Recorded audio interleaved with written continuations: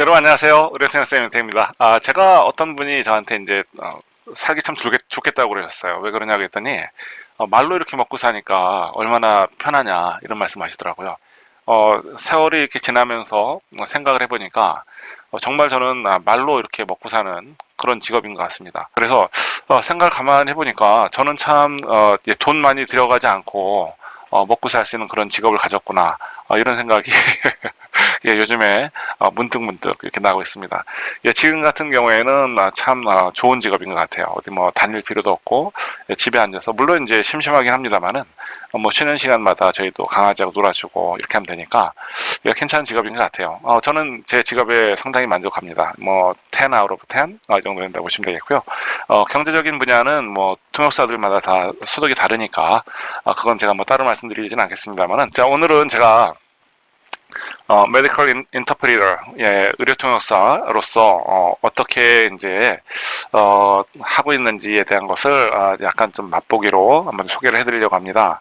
이거는 이제 그 미국에 있는 그 일부 대학들에서 자신들만의 어떤 그 의료 통역 서비스를 좀 두고 싶어 하는 곳들이 있어요. 대학병원 같은 곳에서 이런 곳에서 이제 그 통역사들을 교육하기 위한 그런 프로그램들입니다. 그래서 제가 잠깐 영상을 좀 가져다가 함께 좀 보면서 설명을 해드리고자 합니다. 네, 감사합니다. 그럼 같이 한번 의료통역사의 업무 영역 쪽으로 한번 같이 가보실까요? 请注意一下， звонок может быть справедливее для интерпреты. आपको कुछ बातें बताना चाहते हैं। 사회가 다문화가 되어갈수록 이제 그 의사소통에 대한 중요성이 늘어나고 있고요. 의사소통에 문제가 생기게 된다면은 의료 쪽에서는 상당히 다양한 문제의 어떤 그 예, 발생의 원천이 될 수 있는 부분이 되는 것이죠. 네, 그러한 문제라고 하는 것은 이제 그 뭐 영구적인 기능에 장애가 올 수가 있다거나 환자가 사망하거나 아니면 거의 뭐 사망에 가까운 그런 결과가 초래되거나 또는 이러한 어떤 그런 의사소통의 부재로 인해서 의사소통의 장벽으로 인해서 필수적인 치료를 받을 수 없게 되는 그런 가능성이 있을 수 있습니다. 그렇게 됨으로써 이제 의사와 환자 간의 신뢰는 많이 깨지게 되죠. 네, 연구 결과에 보면은 약간 뭐 의사와 환자의 초기 그 의사소통에서 진단을 이렇게 구분할 수 있는 약 한 60% 정도의 어떤 요소가 그곳에서 나온다. 이런 어떤 연구 결과도 있었어요. 예, 여기 좀 보시면 화면에 이제 착하게 생긴 손녀딸하고 할머니가 이제 와서 의사 선생님을 만나는 그런 예, 상황이 좀 연출된 겁니다. So, Mrs. Hernandez, I understand you're here because you have some stomach trouble. Is that correct? Yeah. 네, 맞아요. 항상 먹을 때마다 뭔가 얘야 선생님께 내가 먹을 때마다 뭔가 목에 자꾸 걸리는 것 같은 느낌이 온다고 그리고 또 위도 많이 얹히는 것 같은 느낌이 든다고 말씀. 예, 여기 지금 보시면 두 가지가 있잖아요. 첫 번째는 이제 먹을 때마다 뭐가 자꾸 이제 목에 걸리는 것 같은 느낌. 그 다음에 이제 위 안에도 뭐가 얹히는 느낌 든다. 두 가지를 이야기를 했어요. 할머니께서는. 손녀딸에게 이제 말을 좀 대신해달라고 얘기를 합니다. 한번 보실까요?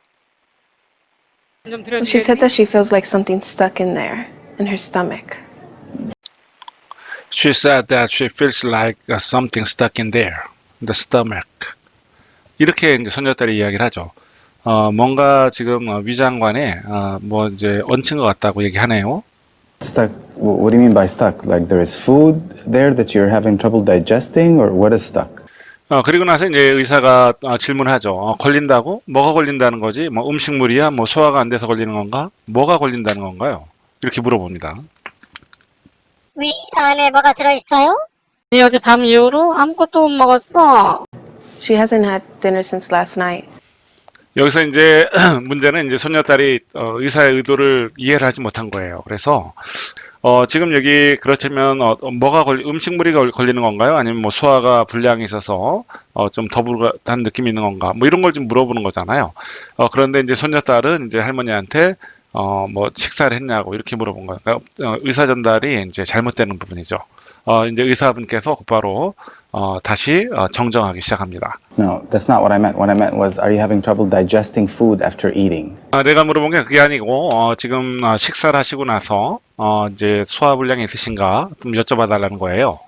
라고 이제 의사분께서 정정 요청을 합니다. ¿Cómo? 네, 그리고 나서 이제 손녀딸이 당황하기 시작하죠. 왜냐하면 이제 여기서 제가 말씀은 indigestion 이거를 이제 이해를 못했다든지 아니면은 영어로 지금 할머니하고 이제 전달해서 해드려야 되는데 어떻게 말을 해야 될지 잘 익숙하지가 않기 때문에 여기서 이제 이런 부분이 좀 생길 수가 있을 겁니다. 예, 그래서 이제 어떤 예전에 같은 경우는 이제 가족들이나 이렇게 해서 해도 괜찮았었는데 지금은 이제 중요한 어떤 지난번에 제가 다른 영상에 말씀드렸던 것처럼 앞으로 어떤 이해관계가 또 있을 수 있는 부분 또 이제 환자의 어떤 권익 이 이제 중요시되는 그런 경우에는 반드시 이제 훈련받은 의료 통역사를 이제 쓰도록 이렇게 돼 있어요. 그래서 물론 이제 간호사라든지 다른 동료 의사들 중에 이제 한국계 직원이 또 있을 수가 있잖아요. 그럼 그분들에게도 이제 통역의 어떤 그런 기본적인 교육을 시켜서 투입을 하는 경우가 있습니다만은 이분들이 통역사로 일할 때는 직원으로서 일하는 것이 아니라 통역사로 일해야 되는 그런 어떤 윤리 강령이 따른다는 거. 이런 부분이 있습니다. 지금 이제 전문적인 어떤 통역사가 필요한 큰 이유 중에 하나가 예전에 이제 들으신 분은 계실지 몰라도 이제 미국에서 어떤 일이 있었냐면 이제 2002년도인가 있었던 일일 거예요. 아마 그것이 알고 싶다 문성근 씨가 이제 진행하실 때인데 이때 당시에 이제 미국에 살던 여자 교민 한 사람이 문화적인 차이에 대한 이해 부족 때문에 자기 아들을 죽였다는 누명을 쓰게 되죠. 그리고 나서 이제 억울하게 옥살이를 하게 되는 그런 내용이 한번 나왔던 적이 있습니다. 이때 이제 일하러 가면서 방에 두고 간 아들이 가구하고 텔레비전에 이제 깔려 죽었어요. 엄마가 I did it. I killed my son. 그러면서 엄마가 내가 죽였다. 내 아들을 내가 죽였다고 서투른 영어로 통곡을 하면서 울게 된 거죠. 증거가 돼가지고 결국에는 이제 유죄 판결을 받았다는 그런 내용이죠. 당시에는 이제 상당히 딱한 일이었기 때문에 상당히 많은 사람들이 이제 관심을 이제 가지고 이렇게 지켜봤었거든요. 그래서 이제 생활고를 비관했던 엄마가 아들을 장롱서랍에 가둬 죽이고 그리고 나서 후에 텔레비전을 상처를 내가지고 이제 범행을 은닉하려고 했다는 그런 취지로 이제 기소가 됐던 겁니다. 그래서 2급 살인 기소돼가지고 이분이 이제 감옥에 이제 가시게 된 거죠. 결국에는 이분의 사면을 받아내죠.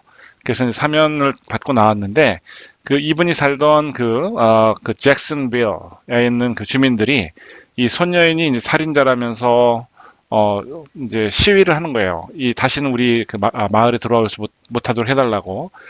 그래서 이분이 이제 북쪽으로 떠나서 살게 되시죠. 그런 부분이 있었어요. 그래서 이런 경우는 명백하게 잘못된 어떤 판단을 할 수밖에 없었던 그런 이제 사례가 되는 것이죠. 문화적인 어떤 차이에서 오는 이해 부족으로 인한 어떤 불이익을 크게 받은 사례가 되는 겁니다. 엄마는 자식도 잃었고 그 다음에 감옥에 가서 복역도 해야 되는 그런 이중고를 떠안게 됐던 일이죠. 근데 이런 부분이 이제 의료적인 분야에 나오게 되면 아까 초기에 제가 설명을 넣었던 것처럼 환자에 대한 한 60% 이상의 진단에 대한 정보는 초기 문진 서로 이제 만나서 이야기를 나누고 물어보고 답변을 듣는 과정에서 이제 얻는다고 그러는데 그 부분에서 이제 잘못된 어떤 왜곡된 어떤 그런 정보가 들어가게 되면 환자의 생명이 위태로울 수도 있고 그 다음에 죽을 수도 있다. 이런 부분도 생길 수가 있는 것이죠. 그죠? 그렇게 되고 그런 부분들이 있기 때문에 그래서 이제 전문적인 의료 통역사가 반드시 이 어떤 의료 현장에는 함께 이렇게 해서 진행해 드리는 것이 옳다라는 그런 부분이 있는 것이고요. 그렇기 때문에 이제 미국 같은 경우는 법적으로도 이제 환자의 어떤 그런 권익과 그 다음에 균등한 의료 서비스에 대한 접근성을 주기 위해서, 그러니까 똑같이 이제 평등한 그런 차원에서 이제 받을 수 있도록 하기 위해서 법적인 그런 조치를 내려놓은 것이죠. 그러니까 최대한 그런 부분을 이용하셔가지고 교민분들 같은 경우도 병원에 가시면은 반드시 한국인 통역사를 좀 요청하셔서 서비스를 받으셔도 괜찮습니다. 더 좋은 것은 무료라는 얘기죠.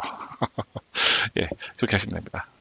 네, 그러시면은 저도 지금 사실은 뭐 미국에 있는 50개 주 전역의 그 종합병원을 제가 또 커버를 하고 있습니다만은 요즘에는 이제 UCLA 하버드 메디컬 센터에서도 전화가 많이 오더군요. 많이 오고 샌프란시스코에서도 오기도 하고 때로는 이제 뉴욕에 있는 병원에서 전화가 오기도 합니다. 그래서 전화를 하다 보면 어떤 때는 제가 대기 시간만 1시간 반 동안 이렇게 있을 때도 있어요. 처치가 이루어지는데 의료진들이 이제 통역사를 잡아놓고 싶어 하시는 분들 계세요. 가끔 가다 보면. 그러면 계속 저는 앉아서 이제 대기하고 이렇게 있는 부분인데 그런 경우도 있습니다. 상당히 의료 통역사의 역할이 아주 중요한 그런 것들이 많습니다. 그러니까 이제 의료 통역사를 준비하시거나 이런 분들은 그런 어떤 배경적인 이런 부분이 있다는 거 아시고 준비하실 때 좀 도움 되시라고 오늘 했던 것은 이제 좀 잘못된 사례에 대해서 제가 좀 올려놨던 거고요. 다음번에는 이제 좀 실제 일을 할 때 어떤 식으로 이제 통역이 이루어지는지 또 다음 영상 만들 때 제가 추가해서 진행하도록 하겠습니다. 오늘 제 영상을 봐주셔서 감사하고요. 예, 좋은 하루 되십시오. 감사합니다.